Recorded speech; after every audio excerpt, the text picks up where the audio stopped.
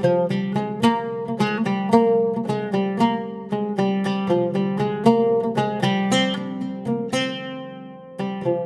இன்னைக்கு gulab jamun instant mix powder வச்சு மக்கன் பேடா எப்படி செய்கிறதுன்னு பார்க்க போகிறோம்.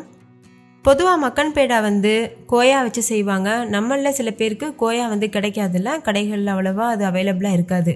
அதனால் நம்ம இன்றைக்கி இன்ஸ்டன்ட் மிக்ஸ் வச்சுட்டே மக்கன் பேடா எப்படி செய்கிறதுன்னு பார்க்க போகிறோம். இது ரொம்ப ஈஸியான ரெசிபியாக இருக்கும்.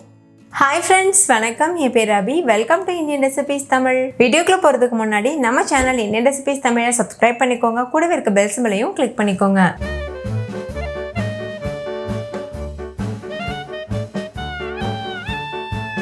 ஃபஸ்ட் இந்த ரெசிபி பண்ணுறதுக்கு 2 இன்ஸ்டன்ட் குலாப் ஜாமுன் மிக்ஸ் எடுத்துக்கோங்க. நான் MTR எடுத்திருக்கேன். நீங்கள் எந்த கம்பெனியோட இது வேணாலும் யூஸ் பண்ணிக்கலாம்.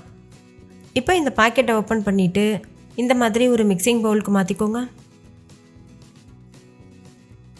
பொதுவாக நம்ம குலாப் ஜாமுனுக்கு தண்ணி ஊற்றி பிசைவோம்ல, அந்த மாதிரி இல்லாமல் இதுக்கு பால் சேர்த்து பிசைய போகிறோம். காய்ச்சி ஆற வச்ச பால் சேர்த்து பிசையணும்.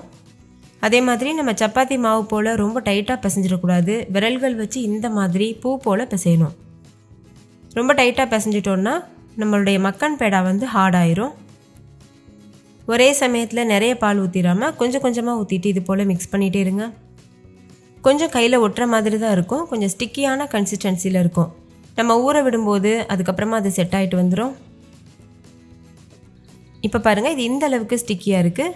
இது கரெக்டான கன்சிஸ்டன்சி. இதுக்கு மேலே நம்ம அழுத்தம் கொடுத்து பிசைய வேண்டாம். மூடி போட்டு மூடிட்டு இது அப்படியே ஒரு 10 நிமிஷத்துக்கு விட்டுருங்க.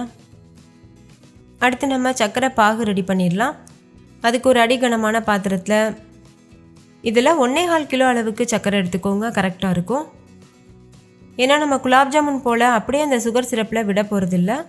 நம்ம வெளியில் தனியாக எடுத்து வச்சு ட்ரை ஜாமுன் மாதிரி தான் சர்வ் பண்ணுவோம். அதனால் நிறைய சர்க்கரை தேவைப்படாது. 1.25 கிலோ சர்க்கரைக்கு 1.25 லிட்டர் அளவுக்கு தண்ணி சேர்த்துக்கோங்க. சேர்த்துட்டு இது நல்லா மிக்ஸ் பண்ணிவிட்டு சர்க்கரை கரையிறது வரைக்கும் வெயிட் பண்ணுங்கள். ஸ்டவ் ஹை ஃப்ளேம்லேயே இருக்கட்டும். இப்போ பாருங்கள், சர்க்கரை நல்லா கரைஞ்சிருச்சு. இது நல்லா கொதித்து வரட்டும். நம்ம ஒரு கம்பி பதம் இந்த மாதிரி பாகு பதம்லாம் செக் பண்ணணும்னு அவசியம் இல்லை. சர்க்கரை நல்லா குறைஞ்சிட்டு பிசு பிசுன்னு வந்தாவே போதும். ஒரு 5 நிமிஷத்துக்கு நல்லா ஹை ஃப்ளேமில் வச்சு கொதிக்க வச்சிங்கன்னா கரெக்டாக இருக்கும். இடையிடையில் இது போல் கலந்துகிட்டே இருக்கணும். இப்போ பாருங்கள், சர்க்கரை நல்லா கரைஞ்சி ஒரு 5லேருந்து 8 நிமிஷத்துக்கு நல்லா கொதிச்சிட்ருக்கு. இப்போ நீங்கள் சர்க்கரை பாக கையில் எடுத்து தொட்டு பார்த்தீங்கன்னா பிசு பிசுன்னு இருக்கும். அது கரெக்டான கன்சிஸ்டன்சி. பாருங்கள், இந்த மாதிரி. இந்த ஸ்டேஜில் ஸ்டவ் ஆஃப் பண்ணிவிட்டு நம்ம அப்படியே இது ஒரு ஓரமாக வச்சிடணும். அடுத்தது மக்கன் பேடாக்குள்ளே ஸ்டஃபிங் இருக்கும்ல, நட்ஸ் வச்சு ஸ்டஃப் பண்ணியிருப்பாங்க. நான் கொஞ்சமாக முந்திரி, கொஞ்சமாக பாதாம் எடுத்து சின்ன சின்ன துண்டுகளாக கட் பண்ணி எடுத்து வச்சுருக்கேன். நீங்கள் உங்களுக்கு விருப்பமான என்ன நட்ஸ் வேணாலும் யூஸ் பண்ணிக்கலாம்.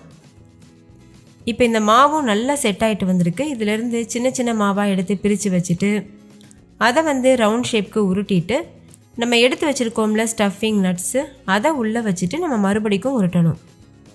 நல்ல உள்ளங்கையில் வச்சு அழுத்தம் கொடுத்து இந்த மாதிரி உருட்டிக்கோங்க. அப்போ தான் விரிசல் விழுகாமல் இருக்கும். நம்ம ஏற்கனவே குலாப் ஜாமுன் வீடியோவில் பார்த்துருப்போம்ல, அதே மாதிரி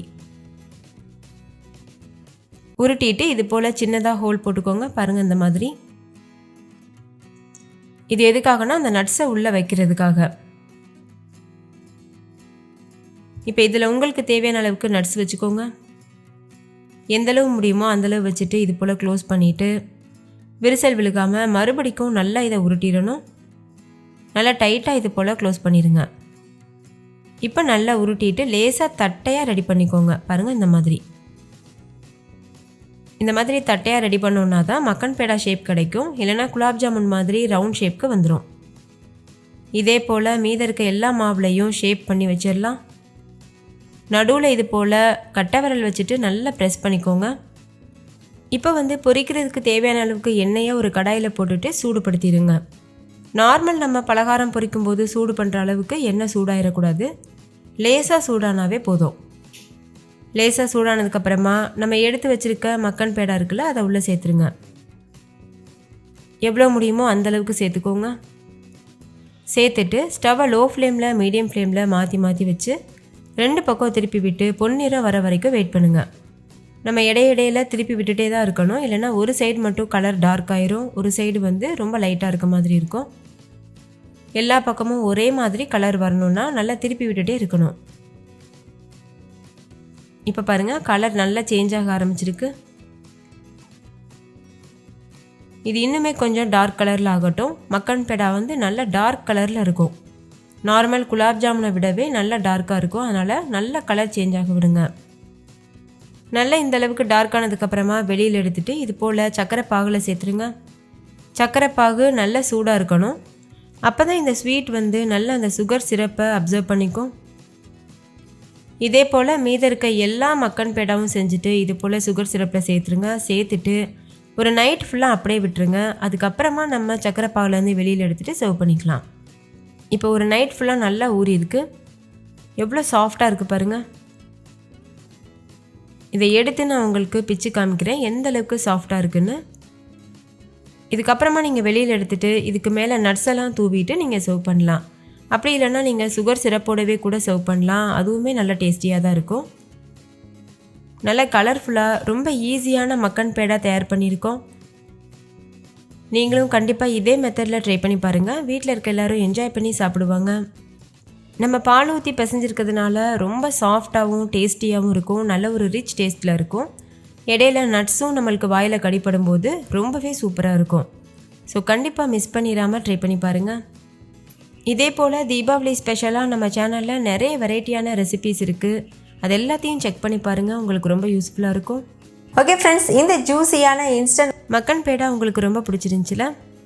பிடிச்சிருந்தா லைக் பண்ணுங்கள், உங்கள் ஃப்ரெண்ட்ஸ் கூட ஷேர் பண்ணுங்கள். நீங்களும் வீட்டில் செஞ்சு பார்த்துட்டு டேஸ்ட் எப்படி இருந்ததுன்னு கமெண்ட்டில் சொல்லுங்கள். தேங்க்யூ.